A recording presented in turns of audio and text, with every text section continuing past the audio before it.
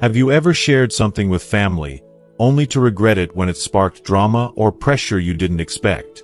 At 65 and beyond, life teaches us that not every truth needs to be spoken aloud.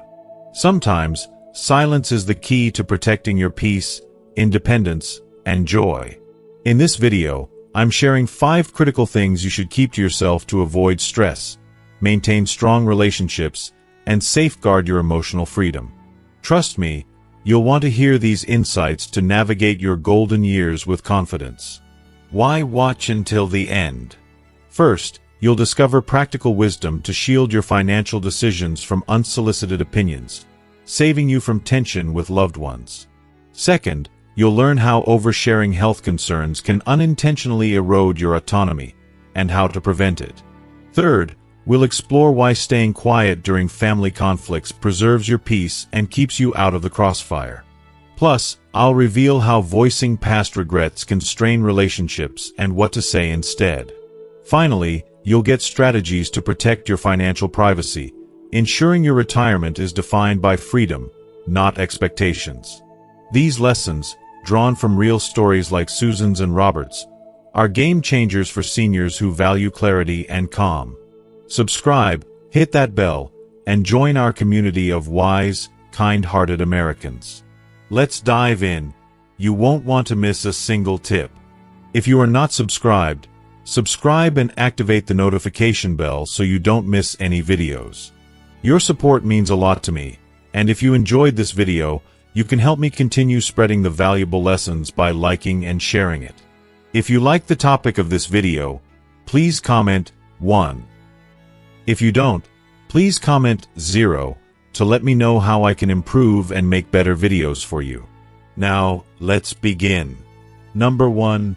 Financial decisions and assets. If there's one life lesson that has truly stood the test of time for me, it's this: not every truth, no matter how much we might feel the urge to share, needs to be fully exposed, especially when it comes to something as personal as your finances. As we grow older, there's an innate desire to maintain harmony and avoid causing any unnecessary tension within our families. We may find ourselves wanting to be completely transparent about everything, from how much we've saved to the plans we have for our future. We think that by laying everything out in the open, we're eliminating the chance for misunderstandings or surprises down the line. But here's the reality: sometimes that openness can be a double-edged sword. It's not always as harmless as it seems. I've learned this through years of experience, and let me tell you, it's a painful lesson to learn. The more you reveal, the more susceptible you become to unsolicited advice, constant questioning, and subtle, yet ever-present pressure. When you open the door to your financial life, you often invite others to cross boundaries you didn't even know existed. It's an uncomfortable shift in dynamic, one that can feel like you're slowly losing control of the independence you've worked so tirelessly to build. Let me take you back to a woman I once knew, a truly remarkable woman named Susan. Susan was a 75-year-old who had lived a life of quiet elegance, marked by hard work, a simple yet satisfying existence, and an unwavering commitment to frugality. She had built a modest nest egg, not through luck or windfalls, but through decades of patience and careful planning. She had 3 grown children, each one with their perspective on life. One day, to be open, to reassure her children that everything was in order, Susan decided to share her financial plans with them. Her hope was simple: to put them at ease, to show them that she had everything figured out, and that they had nothing to worry about. But instead of the relief she expected, her family's reaction was far from comforting. It was like opening a floodgate. The questions started pouring in. Are you sure this is the right house for you? Have you thought about investing your money in other ways? Maybe you should start gifting some of your money now, rather than later. And, in an uninvited move, her daughter even brought a financial advisor to their next family gathering to look over her plans. What was meant to be an act of transparency quickly became an overwhelming flood of opinions, all seemingly well-meaning but invasive nonetheless. Susan found herself feeling as though her personal choices were no longer her own. The very openness she had hoped would bring peace turned into a source of constant input and subtle judgment. She went from being a woman who had always felt secure and self-assured in her decisions to someone who felt constantly watched and evaluated. It's heartbreaking to witness this shift. It's the danger that comes with sharing too much without setting clear boundaries.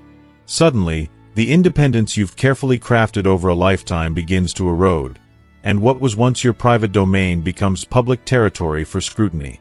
Even when family members mean no harm, they can overstep, thinking they're offering support when, in fact, they're unknowingly encroaching on your peace of mind. And it's not just well-meaning advice that can be troubling. I've seen it in families before. The distant cousin who never called suddenly begins to check in, not to reconnect, but to ask about your will or your savings. Or a grandchild, who up until now seemed indifferent, suddenly asks questions about your financial future. It's a subtle shift, but it can feel like a punch to the gut, like your private world is being invaded. It's not that people are malicious, it's just human nature. But it can feel deeply unsettling, even when there's no ill intent behind it. And that's why, over the years, I've come to tell my friends, my peers, and anyone who will listen, it's okay to keep some things to yourself. You don't need to share every detail of your financial life just to make others feel comfortable or to prove that you've got everything under control. You are not being secretive by keeping some things private. You are being wise. You have every right to protect your peace of mind, and that includes protecting the details of your finances. You don't owe anyone a full accounting of your bank statements. You don't have to explain every little purchase you make, whether it's a vacation, a new piece of furniture, or even something as personal as upgrading your hearing aids. You've worked hard for these things, and it's your right to make decisions about them without being questioned or judged. Now, I'm not suggesting that we shouldn't plan. Far from it. It's essential to have things in place, to ensure your estate is in order. It's crucial to have a trusted power of attorney, a well-thought-out will, and a designated person who will take care of matters when the time comes. But here's the catch. Sharing every detail of your plans before they're needed is what shifts the dynamic from one of mutual trust to one where your family feels entitled to manage your life for you. Once that door is opened, it's incredibly hard to close. If you've ever felt the suffocating weight of others watching your wallet more closely than they watch over your heart, then you know exactly what I mean. If you've ever started second-guessing a purchase because you were worried about how others might react, then it's time to hit pause. That's not the way you should be living your golden years. You've earned the right to make your own choices without needing to justify them. You've worked so hard, for so many years, to build your financial future. You are the one who knows what brings you joy, comfort, and security. And no one else is more qualified to make those decisions than you. So, let me leave you with this. Privacy is not secrecy. Privacy is protection. It's the protection of your peace, your sense of autonomy, and your hard-earned independence. Keep the conversations about money thoughtful, keep them measured, and only invite people into that space when you're sure they'll respect your boundaries. You've worked too hard, for too long, to let anyone take away the independence you've earned. Your right to make decisions for yourself, without explanation or defense, is one of the greatest gifts you can give yourself in these later years. Number 2, health concerns that are not urgent. As we age, it's only natural for our bodies to go through their ebbs and flows. A little joint pain here, a sleepless night there, or feeling more drained after a long day, these are all part of the journey of aging. It's the reality of getting older, and there's no shame in it. But here's the thing, even though we experience these minor health issues, it's deeply human to want to share them with our loved ones, our children, grandchildren, or close friends. We want to feel cared for, to know that the people around us truly care about our well-being. After all, they love us, and we love them in return. If you are still watching this video and find these lessons useful, please comment 1 below to let me know that you are still here with me. But here's where things get tricky. We all want to stay connected to our families, to be seen, and to show that we trust them with our concerns. However, There's a delicate balance between informing them of every little ache and discomfort and overwhelming them with every minor health fluctuation. Too much sharing, especially about things that aren't urgent, can unintentionally burden those who care about us. It can trigger unnecessary worry or stress, even when we don't want it to. And the unintended consequence? Sometimes it shifts the way people see us, perhaps as weaker, more fragile, or more dependent than we truly are. I remember a dear friend of mine, Robert, who is 72 years old. He's a vibrant, active man who's always been full of life. One day, after spending hours gardening, he casually mentioned to his daughter that his shoulders were sore. Just a normal, passing comment, something anyone might say after a long day of work. The next thing he knew, his daughter had scheduled a doctor's appointment for him, was calling twice a day to check on him, and even suggested hiring someone to help around the house. Robert wasn't upset by this. He knew it all came from a place of love, but there was this nagging feeling that suddenly everyone around him started treating him like he was fragile, like he couldn't take care of himself anymore. The problem with frequently sharing minor health concerns, even in a light-hearted way, is that it can slowly change how others perceive us. It can lead them to think we're declining faster than we truly are. And once that perception sets in, it affects the way people interact with us. They may hesitate to invite us to activities, thinking we're not up for it. They may assume we need more help than we do.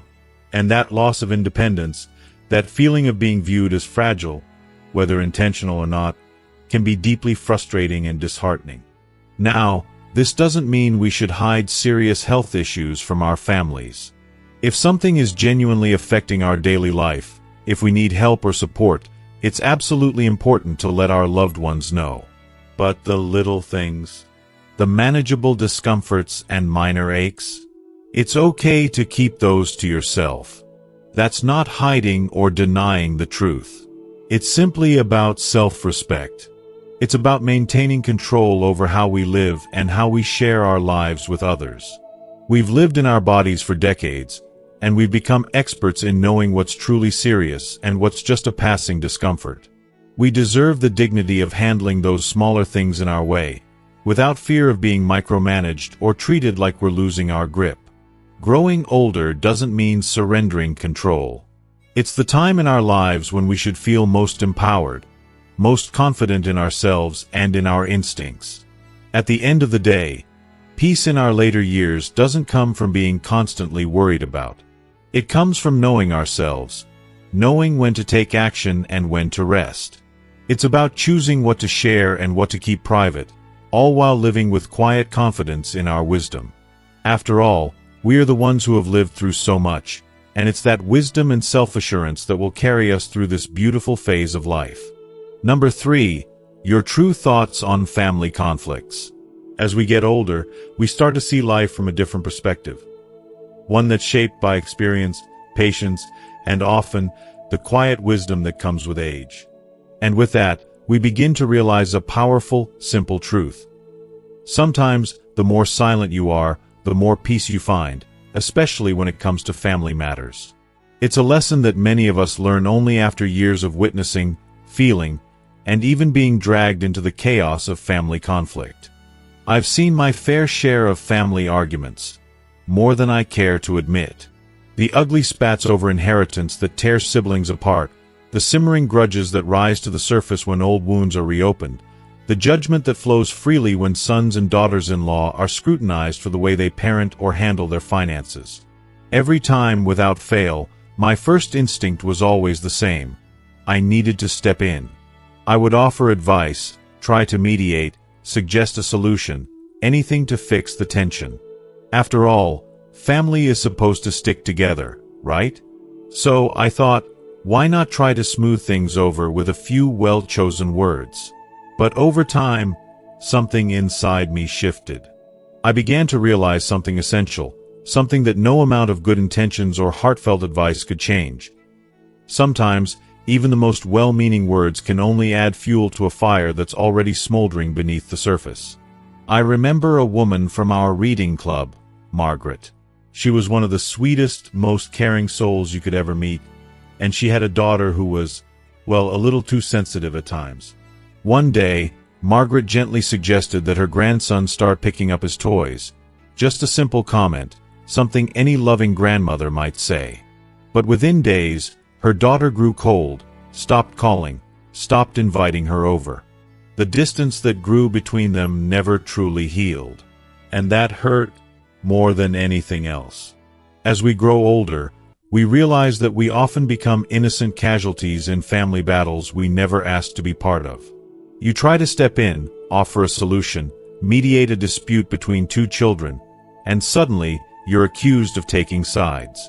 You share a quiet opinion about your son-in-law, and your daughter stops confiding in you. You try to help two relatives find common ground, and before you know it, you're blamed when it falls apart.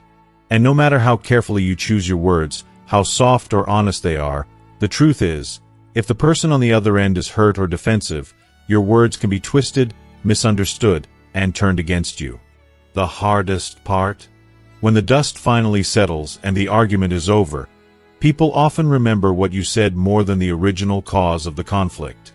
That simple comment, that little piece of advice, stays lodged in their hearts, sometimes for years. And it's carried forward, fueling resentment, long after the real issue has been forgotten. Here's the truth I've learned. Silence is not a sign of weakness. It's wisdom. At this stage in life, we no longer need to fix everything or take sides in every battle. Sometimes the most loving thing you can do is step back, take a deep breath, and trust that the people you love will figure it out on their own. You don't need to add your voice to the chaos. You can simply say, "I'm sure you'll find a way to work it out," and offer a smile, not out of indifference, but out of respect for their journey. We've all been through enough to know that speaking from the heart doesn't always lead to understanding. Sometimes holding your tongue is the most loving choice you can make, because it allows others the space to learn, grow, and make their own mistakes. You can love your family deeply without needing to fix them. You can offer them your support without taking on their battles. Let your children find their way. Let your family evolve. Be the calm in the storm, not because you're avoiding conflict, but because you've finally outgrown the need to get involved in every fire. At this point in our lives, we realize that sometimes the best way to love is to let go, to let people figure things out on their own. And perhaps in doing so, we discover that the greatest gift we can offer is the wisdom to know when to stay silent. Number 4, your regrets about the past. Regrets about the past. It's something we all carry with us as we age, and yet, it's one of those things that no one ever really teaches us how to handle. We all wish we could turn back time, change certain moments, and make different decisions. It's just part of being human. I wish I had slowed down, some say. Others might think, I wish I'd followed my dreams instead of letting them slip away. Some regret not spending more time with family, or perhaps not cherishing the simple moments of joy that pass by too quickly. These thoughts, these regrets, are deeply woven into the fabric of who we are. But here's the thing, those regrets don't always need to be voiced out loud, especially not to the people you love most. I remember a woman named Patricia, a kind soul who spent her whole life taking care of others. She was a mother, a caregiver, a woman who gave and gave, but somewhere in the quiet corners of her heart, there was this unspoken regret. One day, as she was talking to her daughter, she casually mentioned, "I wish I hadn't given up my career." It was just a fleeting thought, a moment of reflection, one that didn't carry any ill intention.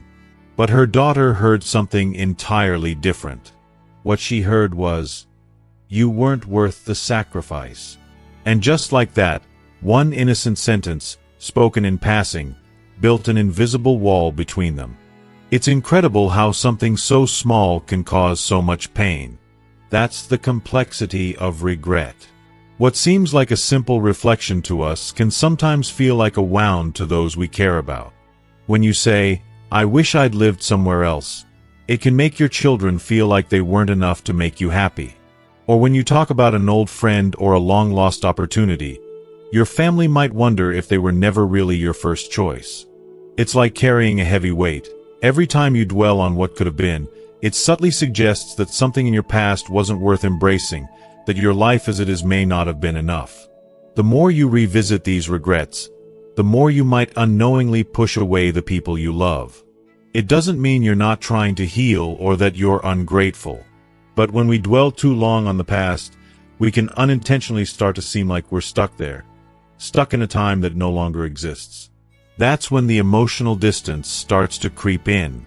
People may begin to see you as someone who is forever looking backward, and that shifts how they treat you.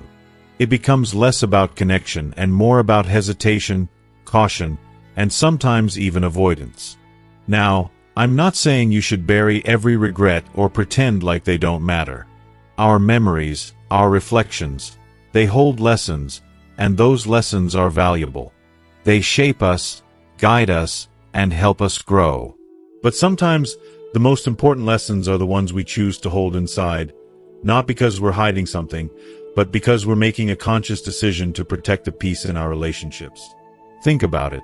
Instead of saying, "I wish I had," try saying, "I've learned a lot from that journey." There's a difference, isn't there? One is weighed down with sorrow, while the other holds gratitude. It acknowledges the struggle, honors the growth, but doesn't burden anyone else with the weight of regret. You don't have to bottle everything up or ignore your feelings.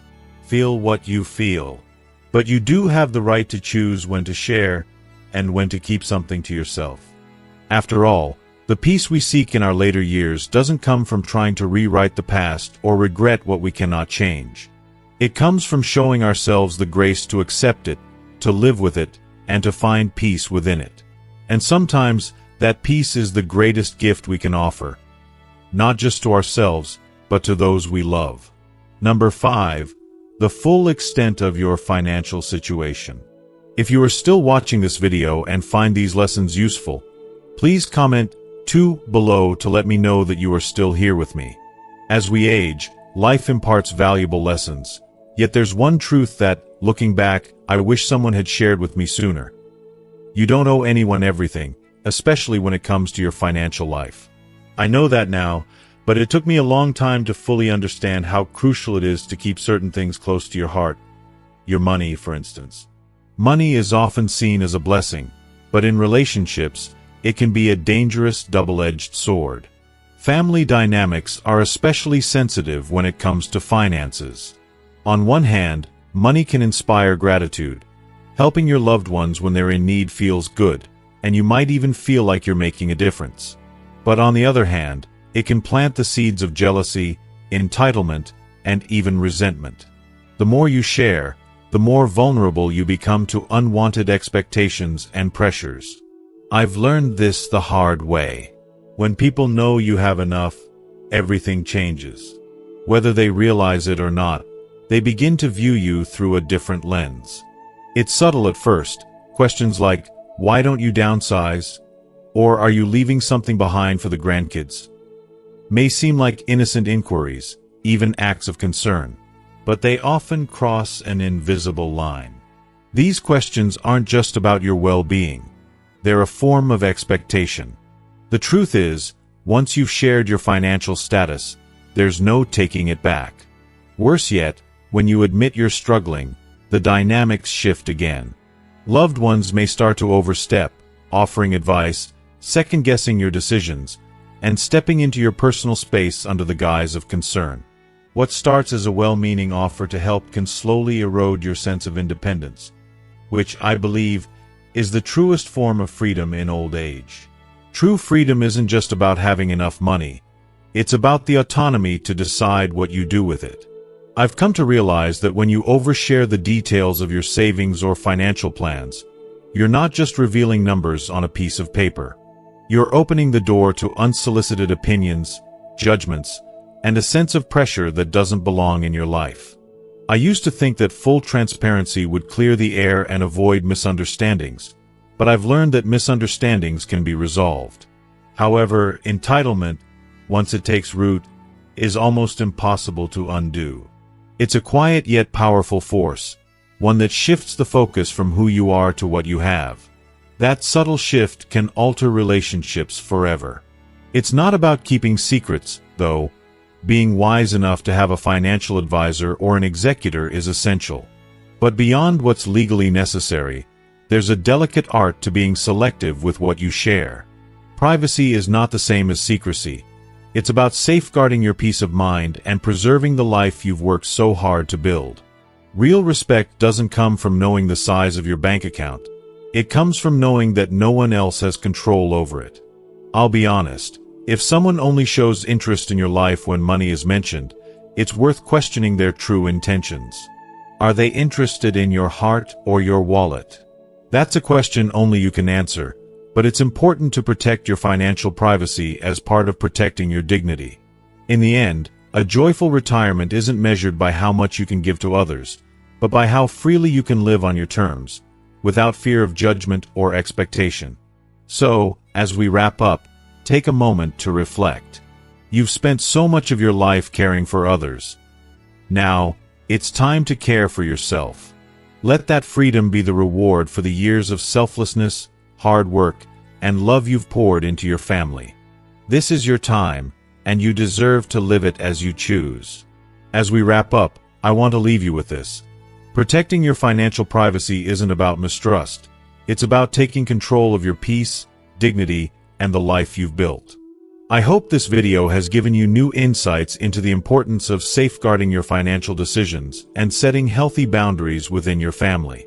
Now, I'd love to hear from you.